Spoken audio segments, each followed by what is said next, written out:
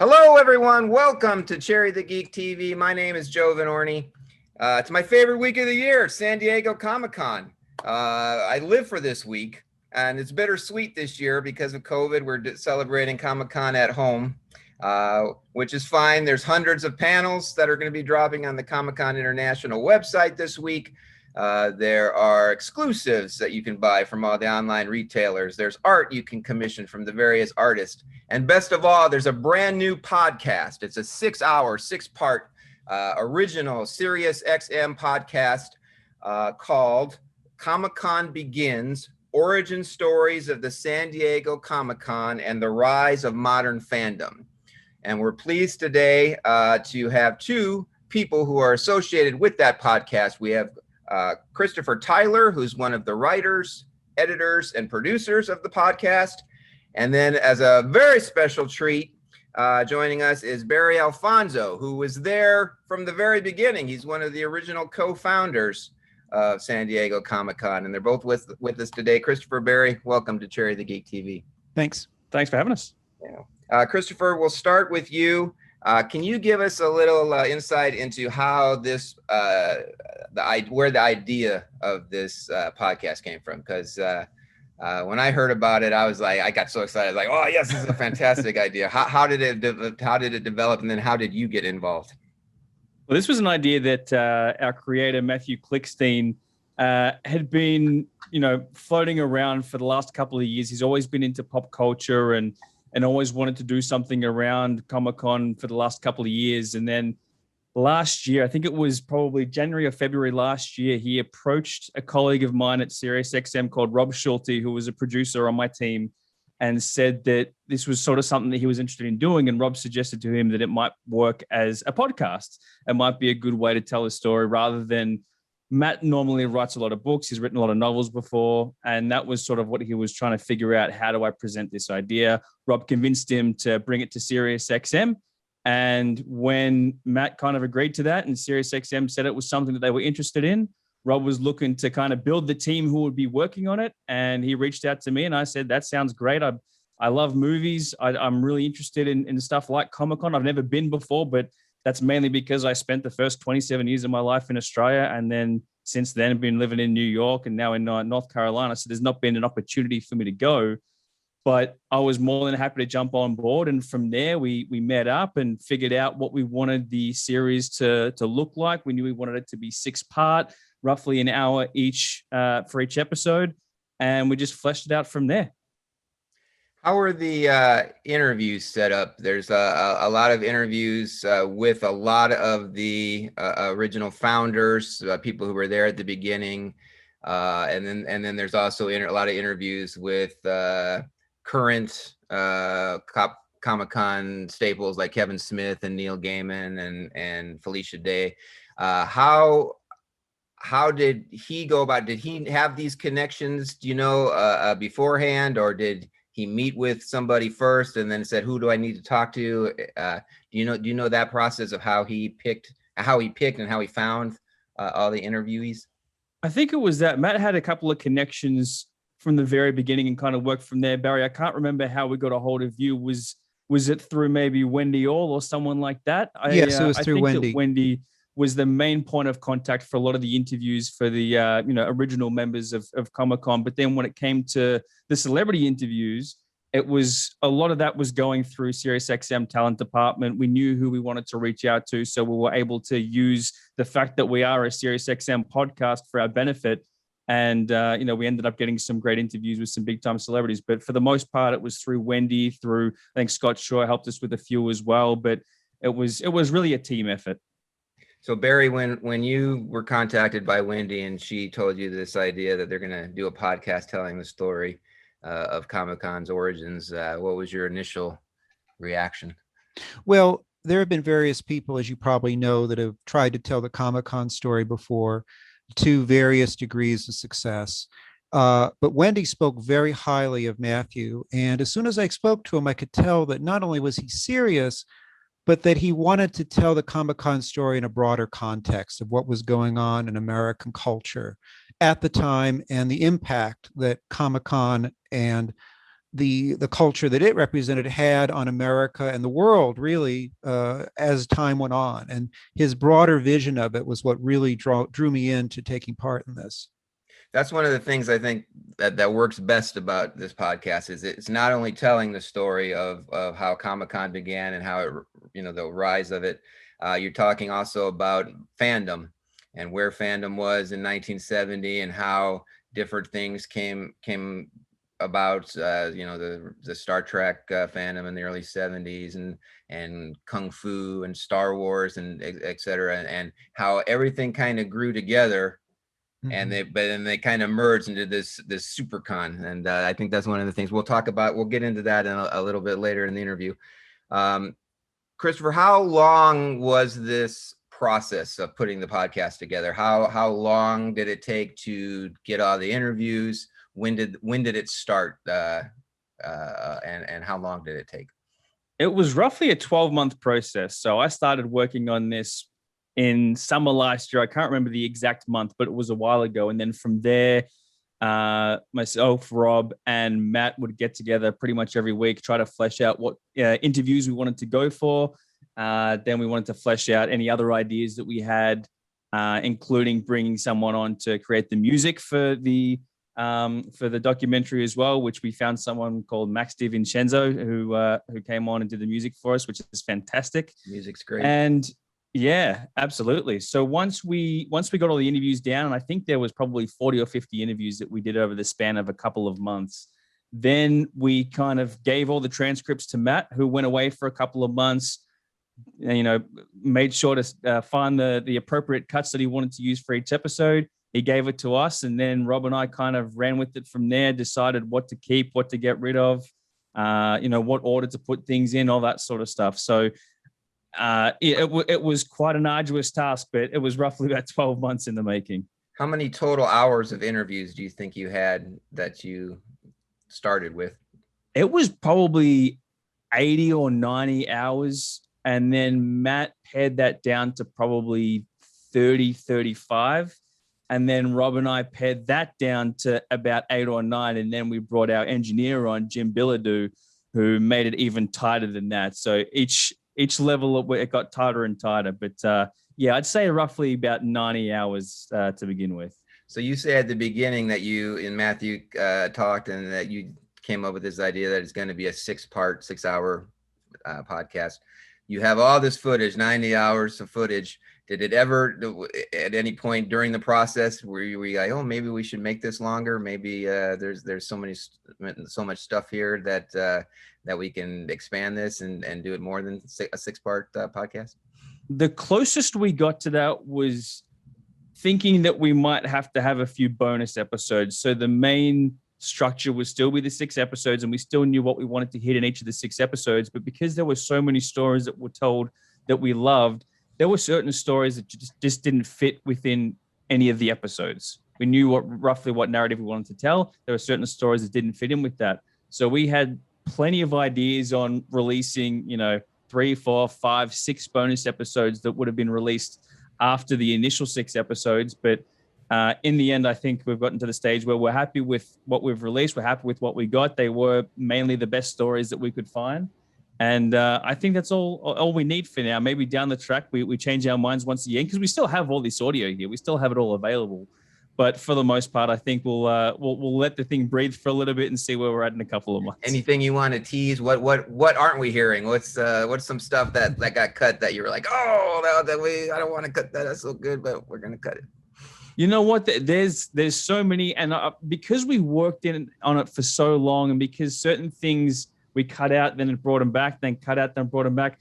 There are certain stories I can't even remember if it's in or not, because it's been so jumbled, and it's been it's such a back and forth from these things. So I can't even give you one story that really stands out to me. Most of the good ones, in fact, all of the good ones that I can think of made it, but there were certain, whether it's a certain line or a certain story or whatever, I think there were a couple of things that got left out, but nothing I can remember off the top of my head, because after working on that for 3-4 months, everything's just jumbled, and I barely remember where we're at. The narrator of the podcast is Brink Stevens, who's a screen queen icon.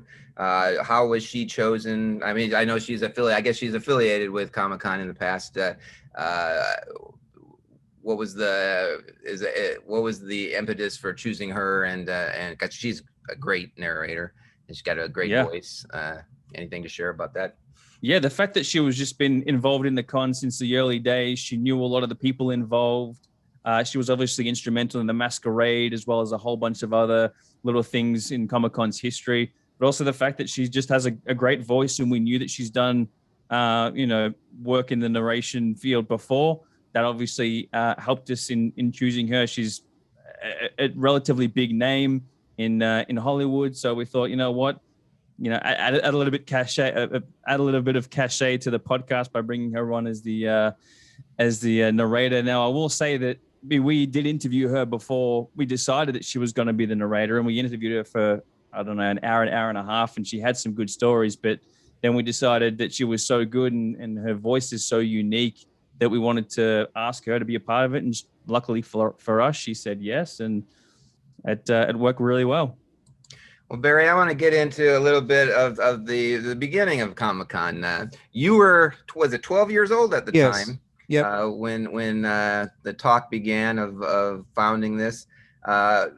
Take everybody back. For those that are, there's probably a lot of people today that go to Comic-Con that are younger, that weren't around in 1970. Or give people a sense, first of all, who Barry Alfonso was as a 12-year-old. What was your life like? What was fandom like for you?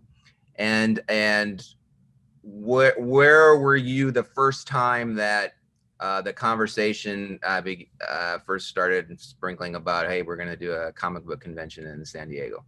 Well, I really had no idea there was a fandom for comic books other than reading the letters section of Marvel Comics, for instance.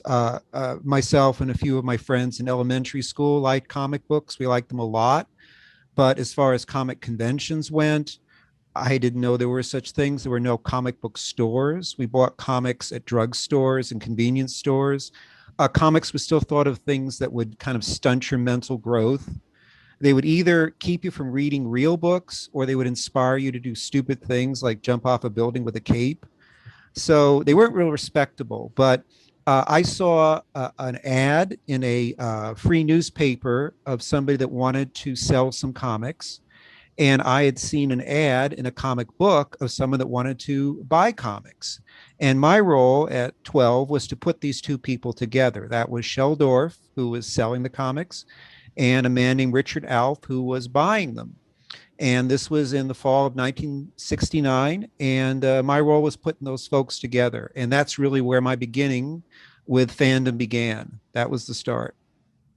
So this guy right there, Barry Alfonso, he's the guy that introduced the two founders, Sheldorf and Richard Alf. Richard And Alf. they might have found each other some other way, but I was fortunate to be there at the very beginning at the first meeting of 6 people. And it really changed my life. It was really the most decisive thing I'd say in my life, pretty much, was being part of that group. So what was your role in the early cons? I know that there's a group of, they're the adults, and then there were the group of high school kids, and you were all kind of doing your own thing to get working together. But what was your specific part in those early days? When I first started, I was just kind of a note taker. I was sort of the secretary. And by 1973, I was old enough that I could start doing publicity. So I learned about writing press releases. I learned about contacting radio and TV. I started doing appearances myself with others and booking appearances for other con people. So it started off pretty small because I was 12, but by the time I was about 14 or 15, I started doing the publicity end, and that was real important for me. Give people a sense of how people who read comic books were perceived by the general public back in those days. Well, it was something that is not the same as it is in modern times. It wasn't something that was taken seriously. I mean, they weren't making. I see in the background you've got the Batman TV show promotional item there, but other than things like that, it was just kind of considered something that kids did. The artwork wasn't taken seriously by adults. There weren't gallery shows of it. The media didn't talk about it seriously. We really had to make the case to like the local newspaper that they should write about the San Diego Comic-Con. I mean, why is this worth covering? So it was just something that was not mainstream at all. Very different than now.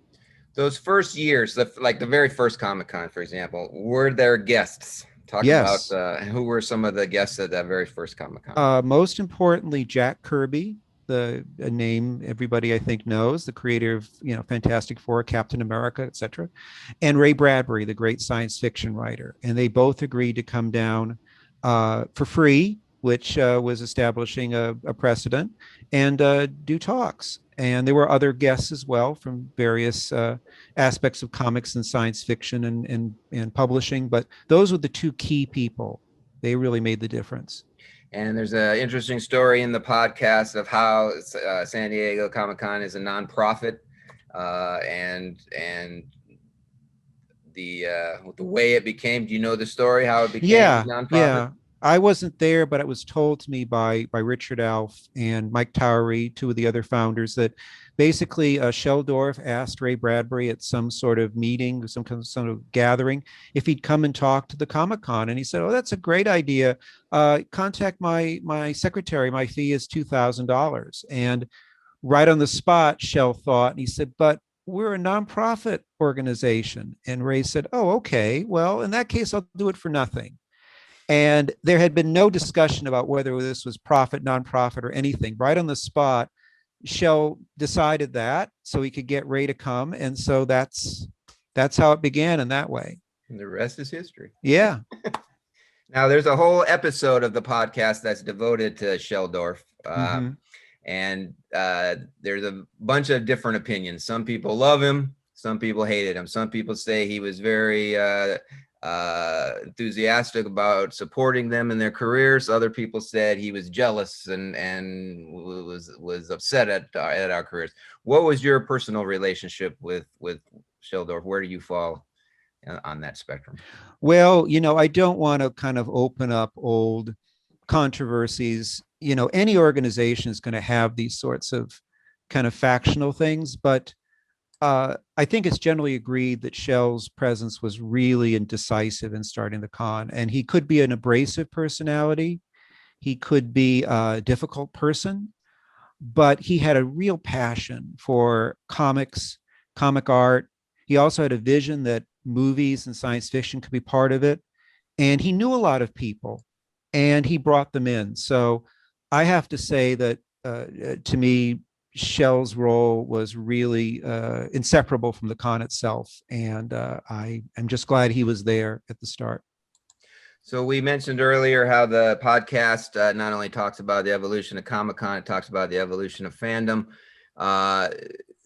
Early Comic-Cons focused more on comic books, science fiction writers, films. So to a smaller degree, there were film rooms where you had screenings of films like King Kong and 2001. You bring in film prints and everybody would stay up, watch movies like this.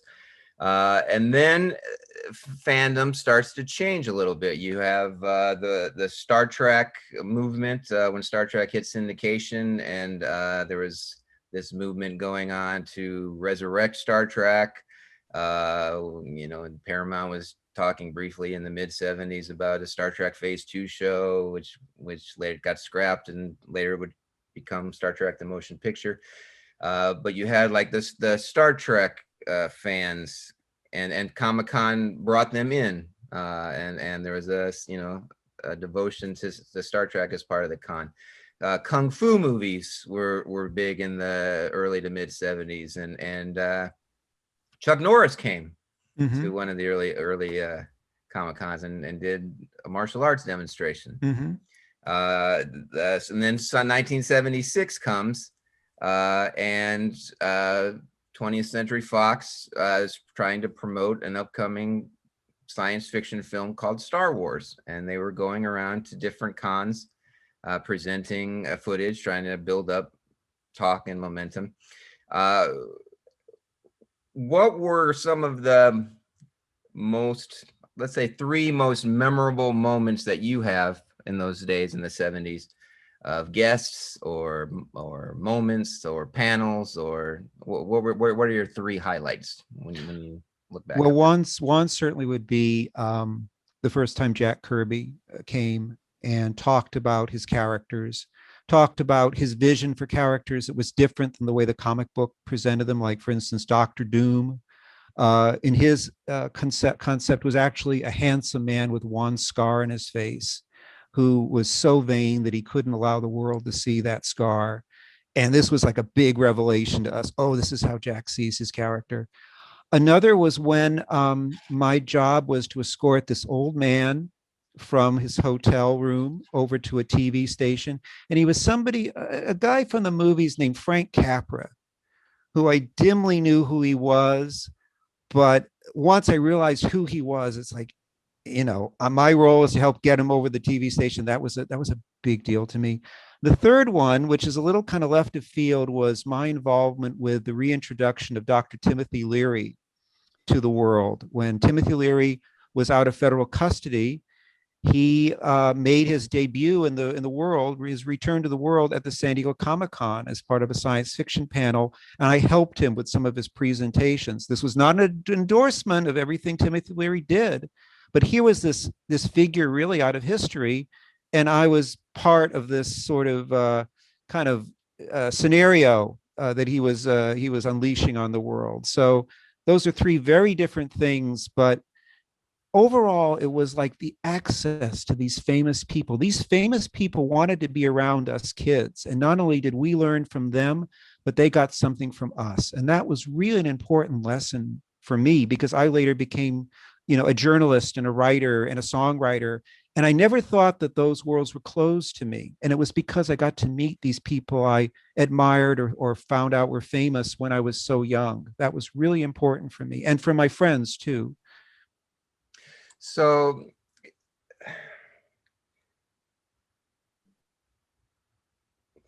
you were there for probably the first 10 years. Yes. You left probably mid 70s. You went to college, so you were heavily involved those years of the 70s. Did you come back to Comic-Con after college? Did you still attend, or were you involved, or were you still? No. It was really just sort of like a part of my life that was very important for me, but I left it behind for a long time. And then in the 90s, I started to get reacquainted with my old Comic-Con friends, and that gradually brought me back into the orbit. And they remain really good friends today. Give people a sense those first years. What was the attendance that first year of San Diego Comic-Con? I think it was like 300. Yeah, we can check on that. And then it was a little more the next year and a little more after that. I don't think it hit the 1,000 mark until around 73 or 74, frankly. So now, modern days, the attendance levels in the 135 to 170,000 range. That's just inside the convention center. And then there's another 30, 40, 50,000 people outside doing the offsite stuff. Yeah. What was the point in your life where you weren't involved with Comic-Con anymore, but I'm sure you heard stuff through the grapevine. What was the point for you where it clicked, like, oh wow, this is grown into something enormous that we had no idea that it was gonna go to this level? Was there a moment? Was there a story? Was there a point where that registered to you? From what I understand, I think it was the 90s. I think it was the rise of the Marvel movies with Spider-Man and other films that, and also the revival of the Batman franchise. I think that was really decisive, was the 90s, when the numbers really started to explode for Comic-Con.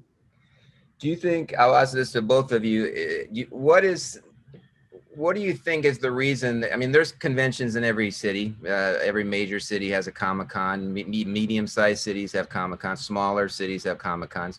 What was it about San Diego Comic-Con in particular that made that particular one the Comic-Con? Was it the proximity to Los Angeles, and that Los Angeles didn't have a major Comic-Con, and so the people would come down because it was close, 2-hour driving distance? Do you think that's the reason that it started, or or what do you think? I don't know much about the management of the other cons, but I think that it was frankly just, our sincerity, our enthusiasm, our willingness to try anything, to have everything from Star Trek to Chuck Norris to Frank Capra to Timothy Leary at the convention, and the fact that San Diego was just such a pleasant place to have a convention. It was a big city, but not so big that you felt overwhelmed by it. So I think in the 70s, that's what made it so attractive, and it built a base for what happened later. And the city changed because of that too, because the city wasn't. Yes. It was kind of seedier at the time. It was kind of. It was a Navy town. For instance, like when you'd get to town, you'd go down the main street. There were all these sailor bars and arcades. There was a place that advertised hypnosexism. I never found out what that was, but it sounds a little weird. So yeah, it was like a Navy town, but it's grown and changed so much since then that it's kind of a different world. So you attended, I believe, the 40th anniversary of Comic-Con and the 50th anniversary of Comic-Con. Yes. What any thoughts, stories, reactions to what you saw there? Did you go to panels, or were you just interacting with friends? Were you how much of that did you take in, and what was your well, thought? one of the biggest things is going to the exhibition hall, which is what we called the dealer's room back in the day. This overwhelming, huge space, and how in the midst of all these big, exhibits and tables devoted to like Marvel and Disney, etc., you'd see these fan tables of people publishing these little independent publications, and that took me back to like 1970. I mean, in the middle of this huge operation, the old core of the Comic-Con, you could see it there. And that really meant a lot to me. More than anything else, the fact that the original vision of it was present in the middle of this gigantic operation. And Christopher, have you ever been to San Diego Comic-Con? No, I've never been before. I do want to try to go at some stage, but obviously being in Australia for the first 27 years of my life made it a little bit tough. And then now there's just like the crowds are just so big, and because it's across the country, I think it's probably a little bit tough for me at this stage, but I do want to try to make it down at some stage. This would have been the perfect year to you have something to promote Comic-Con related. I know. Go darn you, COVID. How much bigger do you think this convention can get? I think the city's, it's kind of locked in. To me, the convention center seems like it's locked in. There's a marina on one side. There's hotels. I don't know how they can expand. What do you think? Any thoughts on that? As far as increasing the size? Shall I jump in for that? Yeah, if you want. I don't know. I mean, I know that in recent years there's been attempts to lure the Comic-Con away from San Diego, maybe with promises of bigger facilities. But I think that I think the organization's pretty wedded to San Diego. So I don't know. Maybe some off-site locations would be viable for them. But admittedly, the numbers just keep growing. So I don't know. Well, the podcast again is called Comic-Con Begins, the origin stories of the San Diego Comic-Con and the rise of modern fandom. You can find it. It's an original SiriusXM podcast. You can find it, Christopher, where anywhere podcasts are, right? Apple Podcasts, pretty much Spotify. Apple Podcasts, Spotify, SiriusXM app, Stitcher, all those good places. We hope people can listen to it because, as you just heard from Barry throughout this interview, people who were involved in the early days of Comic-Con have some fantastic stories, and that's kind of what we wanted to celebrate. We didn't want to, put our 2 cents into it. We just wanted to let these people tell their stories, which is why you don't hear as much of a narrator as you might on other documentaries. That's why you don't really have you don't really know who's talking a lot of the time. That's a lot of feedback that we've gotten, that not everyone knew who was talking at every moment, but that wasn't as important to us as just letting the stories be told.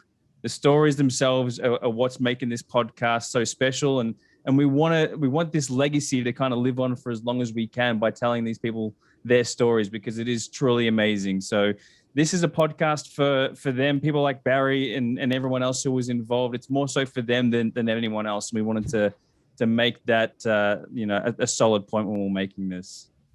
Well, it's an amazing podcast. I've heard all 6 hours. It's I absolutely recommend it to anybody who loves Comic-Con, anybody who's had any kind of interest in how that started, and want to hear some amazing stories from the people who were there.